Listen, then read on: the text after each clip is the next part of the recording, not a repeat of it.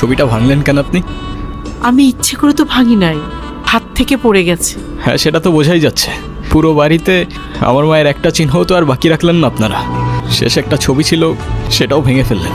তুমি কেন বলতেছো বাবা? আমি ইচ্ছে করে কেন ভাঙবো বলো তো? আমি বুঝতেছি তো, আমি খুব ভালো করেই বুঝতেছি। আপনারা যে সব প্ল্যান করে করতেছেন না, সেটা আমি খুব ভালো করেই বুঝতেছি।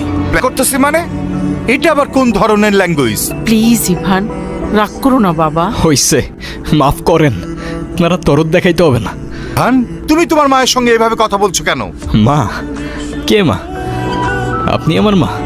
ওনাকে বলে দিয়েন যারে তারে এনে আমার মায়ের জায়গায় বসাই দিলেই সে আমার মা হয়ে যাবে। ইভান, তোমাকে কিছু না বলতে বলতে তুমি হাতের বাইরে চলে গেছো। সবকিছু আমি সহ্য করেছি, মেনে নিয়েছি। অন্য একটা ভুলের জন্য এতটা বছর এরকম করা কোনো মানেই হয় না। ওনাকে বলে দিয়েন এটা কোনো সামান্য ভুল ছিল না। ইট ওয়াজ এ মার্ডার। আপনি রাস্তার মাঝখানে দাঁড়ায় আছেন কেন? মাথায় সমস্যা নাকি আপনার?